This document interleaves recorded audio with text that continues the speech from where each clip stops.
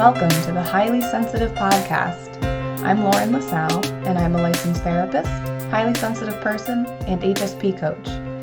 This bi-weekly podcast is meant for highly sensitive people and their loved ones, as both experiences will be discussed. Thank you for joining me, and let's begin. Welcome to the Highly Sensitive Podcast. I'm Lauren, and today's guest is Sophie Charlotte. Sophie Charlotte is a Life Equi Coach and helps highly sensitive women heal together with her horses, both in Tuscany and online. She's Dutch, has lived in Italy for 12 years, and has switched several careers before finding her soul path of helping other women follow their dreams and believe in themselves as a life coach, and then adding even more depth to her coaching practice by adding horses to the mix. She truly feels at home both in her personal and her professional life, and loves helping other highly sensitive women feel the same. I hope you enjoy listening to my conversation with Sophie. I found her story really inspiring, and I hope you do too. Here we go. Hi, Sophie. Thank you so much for joining me today. Hey, Lauren. Thank you for having me. Yeah, of course. I'm excited to talk to you about your experiences. So first, I'm wondering, what was your experience like discovering that you are a highly sensitive person? Well, I think I sort of was in denial for very long. I actually discovered it, I think pretty young already, like when I was 17 or something, from someone at college, teacher training college. I used to teach English. And I was like, yeah, it totally resonates. But then, but I want to be normal and just push through and be like everyone else and then crash and burn. And then, oh yeah, I think I should take this into account.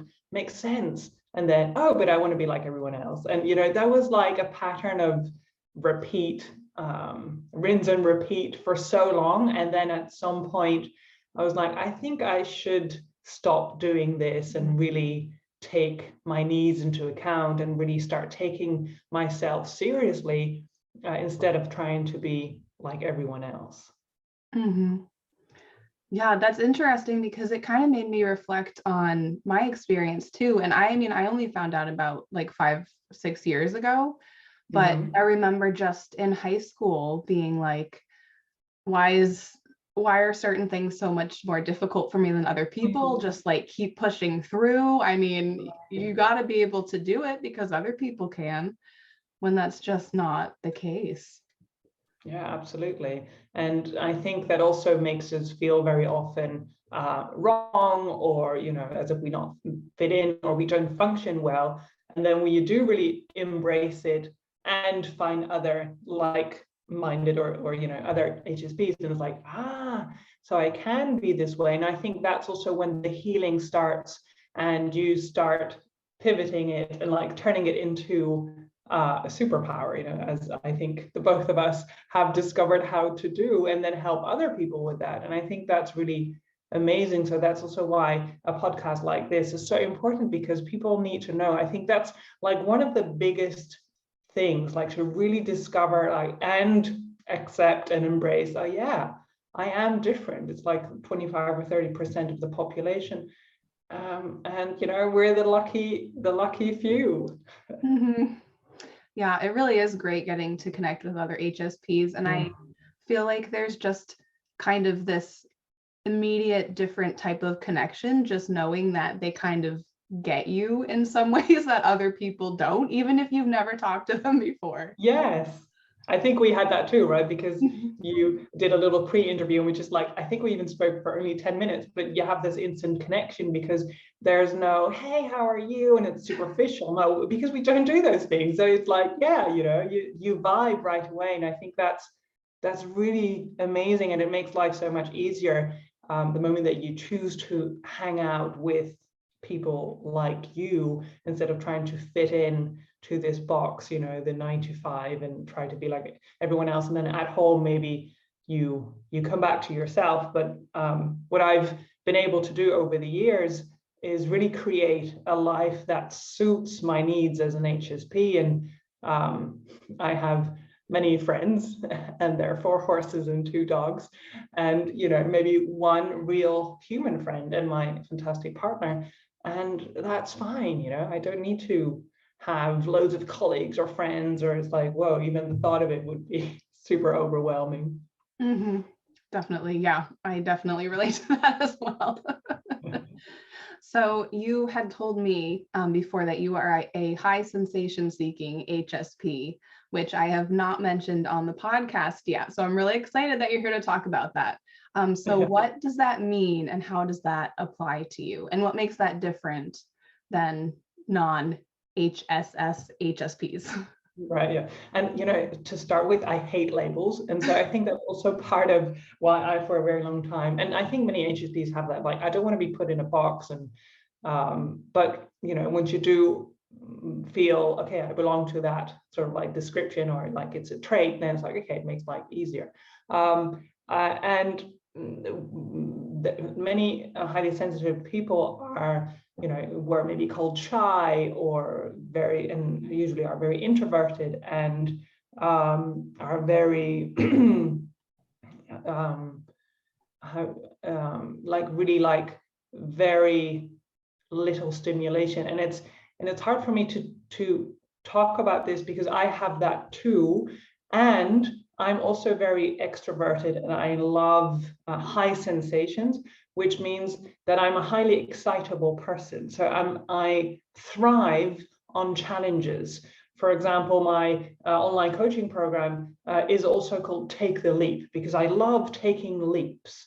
I love you know, following my dreams and really going for great adventures and not knowing how it's going to turn out. And the adrenaline thrill of that really makes me feel alive. And I also need to, you know, have a lot of downtime and time to myself, and then regain. And yeah, so I'm introverted when I'm very overstimulated. So then I'm like, okay, I can't deal with a lot of people, but I love getting on stage. Like I used to be a teacher. It was, you know, amazing to be in front of all of these kids. But then maybe the staff room would be overwhelming, and I'd be like, you know, no, too much. And I wouldn't want to say it adds an extra difficulty to being an HSP, but it sometimes does make you feel as if like, yeah, but I do need the stimulation, but I also need the non-stimulation. So it's like schizophrenic kind of traits, but it's not, I mean, that's just to make it into a little joke, but it is important to honor both sides, you know, the adventure and maybe the travel, doing new things, and yes, getting on stage and being extroverted, and also having the downtime. And yeah, so it used to be a roller coaster. I used to suffer from anxiety. I really had anxiety disorder, took medications for that. And I think it was very much because of that, like not being able to honor both sides, and also maybe not really understanding, like, how does this work? Like the one moment you're like, let's go to a rock festival, and you're completely feel at home. And then the next day is like, oh my God, that's too much. I want to be in nature and not see anyone. But then, you know, it's just about embracing all parts of yourself. And at some point I've been able to, and now it's great because I work as a coach. And, you know, I love doing videos and working with groups, small groups. But I think it helps, and people say they like my energy. And so, yeah, so I've been able to align everything, and now, hey, this is me. And yes, I'm a high sensation, highly sensitive person. Well, look at that. And I imagine it took some time to kind of figure out the balance between those two things, and really accepting that you need both, and you also need both kind of in moderation, I guess. Yes. And also allow myself to go to the extremes, because I do sometimes need to hit my head, or I do sometimes like to really, well, now I've become old and wise. No, but like now living in nature is like, you know, I don't even want to go clubbing or whatever. But I used to love that as well. And then my Sunday would be a walk in nature, right? And really not meet anyone else. So yeah, it's really about giving yourself permission to be at both ends of the spectrum, and not feel weird or different or judge yourself for it. Yeah. Mm-hmm. So I'm really excited to hear your story about moving to Italy and what impact that made on your life. I know a little bit about it from posts that I've seen you make, but it sounds like it really made a huge difference. It was life-changing because I'm Dutch, I'm from the Netherlands, and that culture is beautiful and everything works perfectly. And, you know, I think it has to do with my high sensation seeking side. It's so perfect and so predictable that I was like, is this all there is? And every time that we went on holiday to Italy, I felt alive. I was like, I'm home. People are loud, or they're very expressive. You know, I see myself on the video, I'm moving my hands very much. In Holland, that's like, that's weird. You know, just speak and be clear. And, you know, but I am this. I am love. I'm expression. I'm creativity and warmth. And, you know, Northern European countries usually are a bit more, you know, okay, great, let's organize everything and then be happy. Whereas here it's like, well, you know, let's just do nothing for an entire Sunday and hang out with family and drink wine and la dolce vita, right? So the sweet life. And so many things about the culture here resonated with me. Yeah, I just really felt at home. So I was teaching at a secondary school. I was teaching English, and I was in this relationship, and I had my home, and it was like, you know, the perfect picket fence life. This is one of my dogs. And I was bored out of my wits. And that was also the period in which I had anxiety disorder. And I really felt like, okay, so this is what my life is going to look like. It's, you know, maybe at some point you'll have children, or it's like, but for the rest. And I was like, what? I felt there was so much more out there for me. And so I asked myself, after breaking up with this person whom I'd been with for 6 years, what do you really want, Sophie? I really asked myself that, and I still ask myself that, maybe on a daily basis. And the little voice in my head said, Italy. And I was like, okay, you know, so save money, made sure I could come back to my job if I had to. And then a year later, I was going to be here for 6 months, and in August is going to be 12 years. Wow. Oh my gosh. Yes. That's awesome. I know. And the most amazing thing was that because I followed my dream and really, you know, lived in alignment with my true self, I was able to stop taking medication for the anxiety disorder. And that, I mean, every time I say it or write it or share it, like, it gives me goosebumps now, because it's so big. Because, I mean, for the people who suffer from anxiety, like really having a disorder, it meant that for 7 years, I was like stuck in my head, and I had to take medication to function. And I judged myself for that. So doing this, it was such a big gift. And I actually gifted myself stopping taking the medication on my 2nd birthday here, because I took times like, okay, I feel really great, but let's see. And then, yeah, and I've never gone back. Of course, anxiety or self-doubt or whatever overwhelm comes, but I now have this baseline because I've come back to myself. And that's also what drives me in helping the women that I work with, whom, you know, very many of them have the dream of moving to Italy or have moved here in the meantime, just to like really honor that. And because your life is, and it's not Italy, it's because you honor your dream. You're like, okay, yes, this is really what I want to do. I feel great here. I give myself permission to do this. And then everything else falls into place. Wow. So what was that like for you, kind of realizing what I think I need is this really big change? Yeah, well, many people said, I'm so proud of you for doing this. This is so cool, you know? And I'm like, it would be so hard for me to stay. It's like, it would be a feat, or how do you say that? It would be hard. It would be an accomplishment had I been able to stay, because I was going against myself, staying there, doing, you know, the 9 to 5, the picket fence, it was not me. So, and many people often, when I talk to them about moving here, it's very often an escape thing. And for me, it wasn't escape, it was going back home, really. And I think that's really important, because otherwise you're going to keep on escaping and look for other things. So that's also why it's very important to first have this solid base within yourself. And then, because you can move to Italy or to the Bahamas or to wherever, to the moon, but you're going to take yourself with you.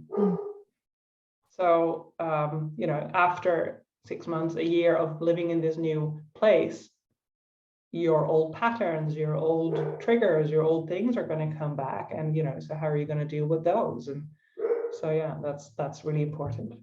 Mm-hmm. I love that. I love that you really took the time to check in with yourself, see what you needed, and then you just went for it. And it sounds like you've never looked back. No, and that's also become my only way how to live life. And so I've taken many other leaps. Like after I lived in Florence for 8 years, and then a year I met my partner, and then he was like, let's go and move into the countryside. And I'm like, are you crazy? I'm going to leave my Florence. And then I thought about it more, and we did move into the countryside, and it was the best decision I've ever made. And from there, we moved here where we're now. And then I saw equine assisted coaching pop up, which had been a vision of mine when I started my coaching business, which was also a big leap, because I went from teaching English and writing for a blog to coaching people at 28. And I was like, oh, but maybe I'm too young. I should have the ripe and wise age of 50 before I can even help people. And that's like, okay, that's bullshit. Sorry, I don't know if I can say that on the podcast, but it was. And so I was like, okay, what am I going to do? And I trained in Rome in Italian, which was super big, to become a life coach. And then when I started out, I had this vision of myself sitting in a field with women and horses. And I was like, okay, whatever. And then when we moved here, I saw this post of a lady, Dutch lady I know here in Tuscany, who had done this equine assisted coaching session. I was like, there it is. That's what I saw. And I went to do it myself. And it was so incredibly deeply transformational and healing. It lasted only 10 minutes, but I was like crying my eyes out, leaning on this horse. It's all groundwork. And I was like, this is it. This is like the deepening to this work. And, that's been another leap. And now I have 4 horses here in my garden, basically. And I changed careers. And it's just every time, what do I need? What do I want? And really honoring that all the time in my life is pretty miraculous. And sometimes I'm like, oh my God, what am I doing? Because it's scary. But it always it turns out right, because I'm honoring that nudge. And the universe is really helping us when we dare to take the leap. Mm-hmm. Wow, I love how everything just kind of fell into place once you really acknowledged what you needed, and from there it just kind of kept going. That's great. Yeah. So can you talk a little bit more about your coaching work that you do? Yes. Do you have an entire day? Because I love it so much, because what's so beautiful about horses is that they're very sensitive creatures. So it's like perfect for highly sensitive women as clients, but also for me as a coach, because they sense where you are misaligned. So when you come into the field first, I always do a grounding exercise meditation, because I always say, like, it's like you're going into church. So I want you to bring a calm and respectful energy, because they're your healers.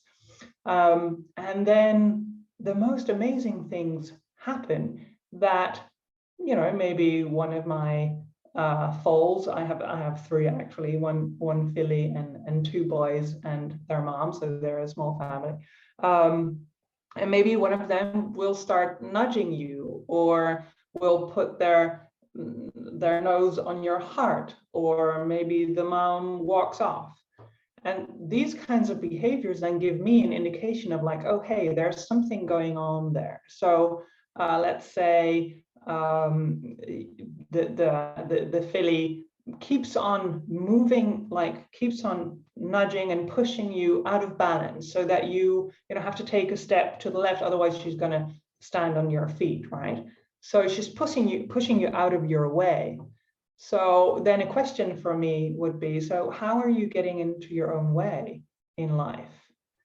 And that might be the start. And then maybe something from the past comes up where you're like, oh yeah, that really is really blocking me. It's really holding me back. And then it's always has to do with past childhood experiences. And we go and meet the little girl and see, you know, what's really there. And when you see it, and you know, everybody always cries and the tears come, then maybe another horse shows up and comes to comfort you just standing there.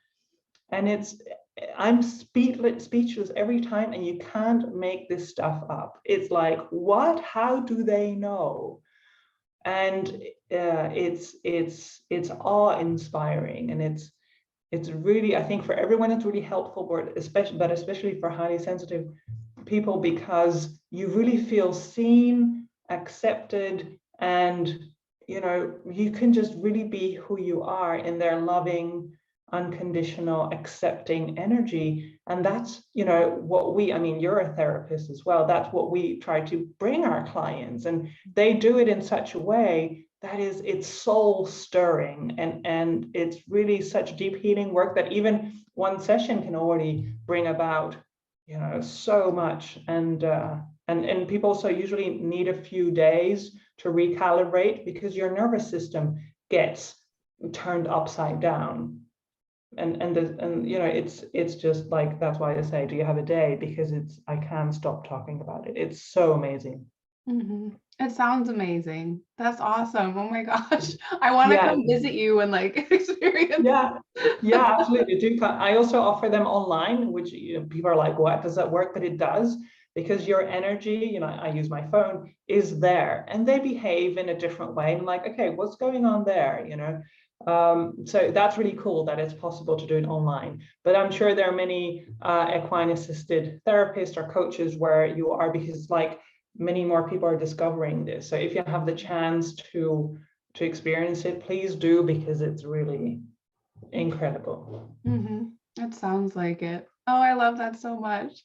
That's such great work. I mean, it just must feel so great and rewarding to be able to do what you really want to do and to be helping people at the same time. I mean, I guess that's what I do too. Yes. Now that I think about it. But it's just so great when everything kind of just lines up. Yeah, and it requires courage, people, to do that, because you're like, okay, how's this going to work out? How am I going to pay my bills? But it's when you feel the nudge, follow it, because God, the universe, source, whatever you call it, is, I believe that we all come here with a mission, a role, a purpose. And when you fulfill that, then everything starts flowing. And it's usually the thing that scares like the shit out of you, because that's where you are really called to serve. So for everyone who's listening and they're like, oh yeah, I think I know what she's talking about, please like do yourself and the universe and the people that are needing you a favor, and go and write that book and start that coaching training and paint that picture, because we need that work, you know. I'm really passionate about that, because I really feel that it clicked so much when I started saying yes and kept saying yes. It's just like, you know, life gets really interesting. Awesome. So if people want to connect with you online, how can they do that? Okay, I have a website, which is www.lifecoachsophie.com.